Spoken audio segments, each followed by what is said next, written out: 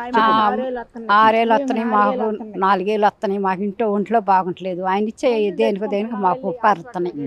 శుభ్రంగా ఇంట్లో జరుగుతుంది. గతంలో అమ్మ ఇట్లాంటి ఏదైనా చిన్న ఇబ్బందులు ఉంటే లేకపోతే వాళ్ళకి అంగవైకల్యం ఉంటే 3000 రూపాయలు వచ్చాయి. దాన్ని 3000 నుంచి 6000 చేశారు. పెద్దవాళ్ళకి 3000 నుంచి 4000 చేశారు. ఇవన్నీ చంద్రబాబు నాయుడు గారు చేయడం మంచిదేనంటావా? మంచిదనే మరి మేము కోరుకుందా, మేము మంచిదనే కోరుకు. మా ఆరోగ్యాలు అవి శుభ్రంగా ఇంట్లో జరిగిపోతున్నాయి మాకు. అవి ఉండబట్టే వాడుకుంటాం. అన్ని రేట్లు పెరిగినాయి. కూరగాయల ధరలు అన్ని 20 రూపాయలు పావు కిలో అన్ని పెరిగిపోయినాయి. కందిపప్పు ఎంత అమ్ముతాం మీకు తెలుసు కదండి సారు. ఏదో అవి కాసిన తెచ్చుకుంటున్నాం. డబ్బులు 4 ఏళ్ళు రామట్టి మరి మందులు. బస్సు ప్రయాణాలు కూడా ఉచితం చేస్తే ఆడవాళ్ళకి ఎక్కడికైనా వెళ్ళాలన్నా చూపించుకోవాలన్నా వెళ్ళి ఊళ్ళోకి వెళ్ళి ఏదైనా హాస్పిటల్లో చూపించుకోవాలన్నా వెళ్ళాలన్నా ఏదైనా ఊరు వెళ్ళాలన్నా బస్సు ఎక్కుతాం వెళ్తాం. అది టయానికి పర్వాలేదండి. ఏమంటారమ్మా చివరికి ఏమంటారు? కొద్దిగా గతంలో జగన్ గారి ప్రభుత్వానికి ఇప్పుడు చంద్రబాబు గారి ప్రభుత్వానికి తేడా కనపడుతుందంటారా? తేడా కనపడుతుంది కాక ఏదన్నా మేము ఎక్కడికైనా బయటకు వెళ్ళి మంచి చెడు తీసుకోవాలన్నా మా చేతిలో ఉండాలక కనపడమట్టగా మేము ఇట్లా తెచ్చుకుంటాం కదా. తెల్లి బస్సులు పోయా చక్కగా ఇలాగే ప్రతి నెల కరెక్ట్ గా ఇస్తే బాగుంటుంది.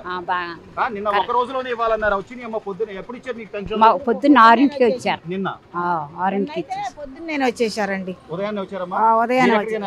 మీరు ఏమైనా ఇబ్బంది పడ్డారా? ఏం పడలా. మేము లేకపోతే వచ్చి కేకలేసి ఇస్తున్నారు. తలుపు కొట్టుకాడ ఇచ్చారు నిన్న. మామగారు మీకు పెన్షన్ ఎప్పుడు వచ్చింది? ఎన్ని గంటలకు ఇచ్చారు? పొద్దున్నే ఇచ్చారు నాయన. ఇంటి దగ్గరికి వచ్చారా? ఇంటి దగ్గరికి వచ్చారు. మాది ఇల్లు ఎవరిసారి అక్కడలే కేకేశారు నాయన. డబ్బులు ఇస్తున్నారా అంటే కేకేశారు. అక్కడ వాళ్ళందరూ వచ్చి తీసుకున్నారు తండ్రి. ఫోటోలు తీసుకున్నారు. మాకు ఇచ్చారు 4 ఏళ్ళు. బంగారం అంటే తండ్రి అయ్యా చేస్తున్నాడు. ఆయన 100 ఏళ్ళు బతకాలి. ఇప్పుడు వాలంటీర్లు లేకపోతే అసలు ఏం జరగదు, వాలంటీర్లు లేకపోతే అన్నారు. మరి ఇప్పుడు సచివాలయంలో ఉద్యోగులే సరిపోతున్నారు. సరిపోతున్నారు, ఇస్తున్నారు. వాళ్ళే ఇస్తున్నారు. వాలంటీర్లు కూడా న్యాయమే చేస్తారు. అన్నారు సమీక్షలు చేస్తున్నారు. ఇంకా ఏ పనులకు అదే అనుకున్నాంలే మేము కూడా. 100 ఏళ్ళు బతకాలి తండ్రి అయ్యా. ఆయన మీద ఆధారపడి బతుకుతున్నాం. మా ముసలాడు తండ్రి చంద్రబాబు గారు ఆయన 100 ఏళ్ళు బతకాలి తండ్రి. పూజించుకుంటాం. అలాంటి వ్యక్తిని కూడా అప్పుడు జైల్లో పెట్టి ఇబ్బందులు పెట్టి ఒంటో బాగోనప్పుడు కాడ ఆయన ఆ రకంగా హాస్పిటల్ జైల్లో పెట్టారు అనుకున్నాం. ఏమి లేదు, ఏమి లేదు నాయన. ఏమి లేదు తండ్రి, లేదు.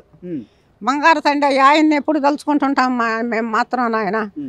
అలాంటోడే కావాలి తండ్రి. మాట్లాడుతున్నారు కదా, అసలు మీరేమంటారు? మీకు కొంత తెలుసు ఏం జరుగుతుంది, ఏం జరిగేది గతంలో అనేది. మీ అభిప్రాయం ఏంటమ్మా? అప్పుడు కన్నా ఇప్పుడు పాలన బాగానే ఉందండి. కాకపోతే నాది మాత్రం ఒకటి విన్నపం. ఇప్పుడు ఆడపిల్లలు బయటికి వెళ్తుంటే కొంచెం మంది చిన్న 4 ఏళ్ల పిల్లల్ని 5 ఏళ్ల పిల్లల్ని ఇచ్చేస్తున్నారని టీవీలో చూస్తున్నాం కదా.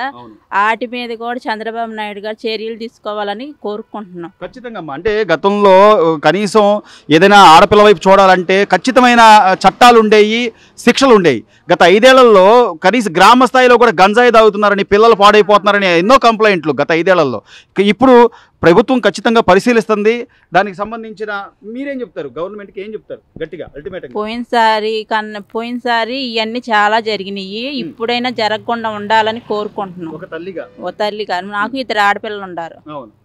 ఇప్పుడు కనీసం ఆడపిల్లలు బయటికి వెళ్తే మళ్ళీ వచ్చేదాకా భయంగానే ఉంటుంది. అందుకనే నేను పనిమాల ఈ విషయం గురించి చెబుతున్నాను. ఇది పైకి తీసుకెళ్లాలని కోరుకుంటున్నాను. ఏమా ఒక తల్లి ఆవేదన, మీరేం చెప్తారు? నిజంగా అలాంటి పరిస్థితులు ఉన్నాయా? మరి ఉన్నాయి కదా, భయం వేస్తుంది కదండి. 2 కూతుళ్ళు తెనాలి పంపి చదివేస్తుందంటే వాళ్ళు వచ్చిన దాకా భయమే కదా. ఏం జరిగిద్దో మధ్యలో, ఏం చేస్తారో టీవీలో చూస్తున్నాం కదా. పచ్చని పల్లెటూరులో కూడా గంజాయి వచ్చేసే పరిస్థితి తీసుకొచ్చాయంటే గత 5 ఏళ్లలో. మరి జగన్ కాడ అమ్ముతున్నారు, తాగుతున్నారు అని అంటున్నారు. అప్పుడే మరి చేయలే మరి ఆయన పట్టుకోవాలి గట్టిగా. అప్పుడేం పట్టుకోలేదు. ఆడపిల్లల గురించి అదేనండి.